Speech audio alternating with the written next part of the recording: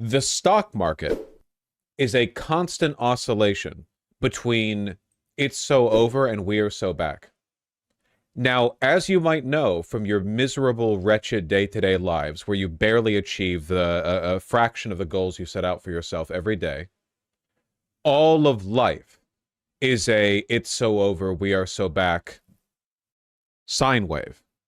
No matter what's actually happening. You could be at the lowest point in your life and you find like a half-smoked cigarette butt that you get to finish in a piss-soaked alleyway, and that's your it's so back moment. The market is exactly the same way. So I don't want you guys freaking out every time the market goes green. Every underlying tendency, every feature of the economy that produces the stability upon which a robust and healthy economy can exist is trending downward rapidly. People are trying to make the most of the situation. Everyone's trying to outsmart the market. There are literally millions of people out there who have like auto notifications or auto conditional buys set to the next time like the tariffs get paused or Trump like makes a Truth Social post. People are looking for any opportunity to make money on the margins. Everyone wants to outsmart the market. And you know what? Wealthy people will still make money in financially difficult times. I've made this point a million times, haven't I? The economy gets bad for you, not for them. So just keep that in mind. I just don't, when the market goes down, that's not bad for the economy because the number going down means the economy is bad. The reason the number going down is bad for the economy is because of instability. It's because there is a mismatched set of expectations between business leaders, job creators, whatever, people who are responsible for making economic decisions, transactions, negotiating, whatever, entire nations, you know? There's a mismatch between what they expect and what's actually happening. Things spiking up, it doesn't take away from that, you know? You finding that half-smoked cigarette butt in the piss-soaked alleyway does not mean that you're not an alcoholic. Nvidia's up 18%. How is this real? It's literally a meme stock. I made a video on this. All stocks are meme stocks. There's no difference between a stock and a cryptocurrency and a meme coin. They are all the same thing. They all respond to the exact same market fluctuations. There is no difference. Tesla is the same as Microsoft, is the same as Costco, is the same as Bitcoin, is the same as Dogecoin. They're all exactly the same thing. There is no difference. Dividend payments are real. When did I say that it's not real?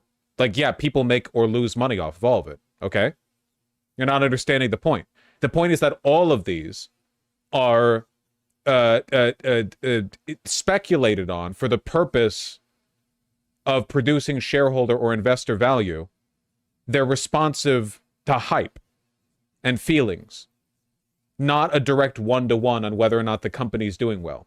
You know, the market could get together and decide. They could do this. They could do this. The market could get together and decide, we're going to wait for the quarterly earnings reports, and we're going to invest in companies that did poorly and pull out of companies that did well. We're going to do an opposite. We're going to do an opposite quarter.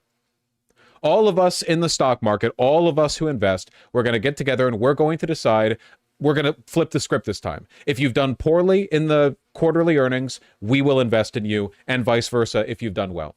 And it wouldn't really lead to much of a difference. It's the same thing. It's just hype. You would just see an opposite day in the stock market. Was there ever a point in time where the stock market wasn't based on hype or vibes? No, that's the whole point of it. That's the entire point of it. They would lose a lot of money doing that. That would increase the stock value, but it wouldn't actually make them any money. The stock value going up is them making the money because the value of the stock they hold has gone up.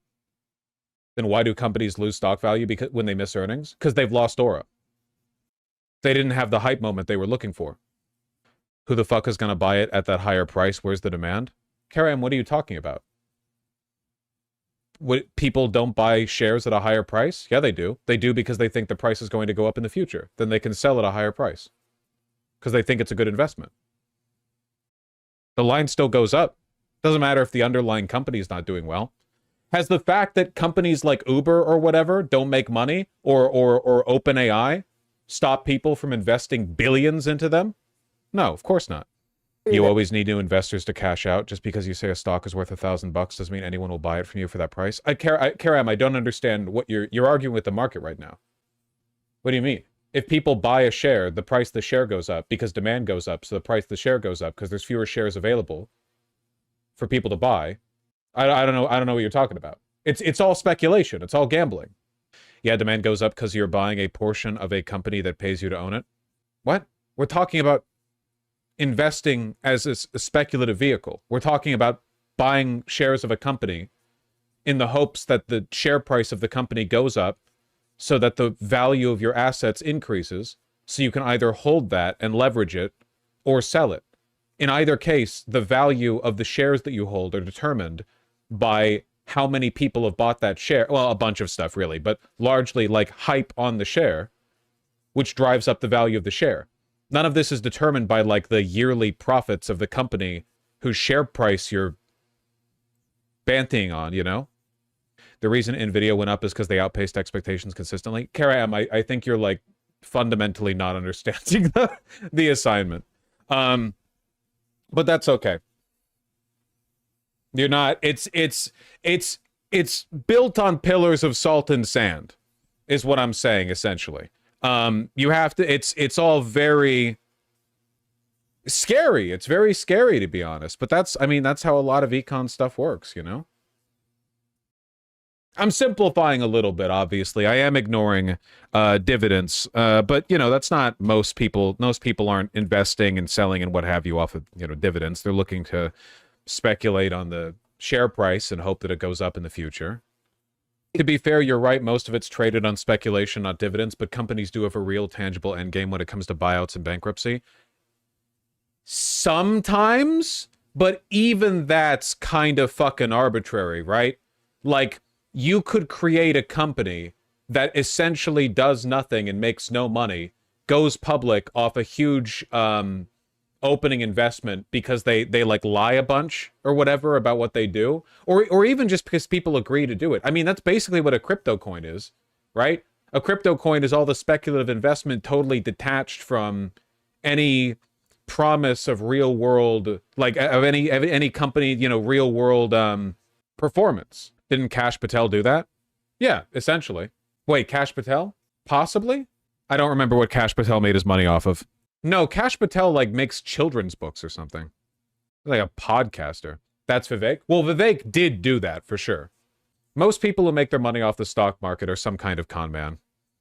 Here's a video of someone doing literally that. I became the world's richest man for 7 minutes. That's good. I don't want to watch this video, but I'm happy for him. Everything. Unlimited money. Issued 10 billion shares in that company. Send them off. Today's a big day. I'm sending off all the documents that I need to the valuation advisor. So it's got the stock transfer form from. It's kind of crazy. I can already guess at what this video is, where he's doing all the things that you technically need to do to become that wealthy. Like the advisor evaluated the stock at like an obscenely high amount. So it's like, oh, on paper, I'm worth $50 trillion or whatever.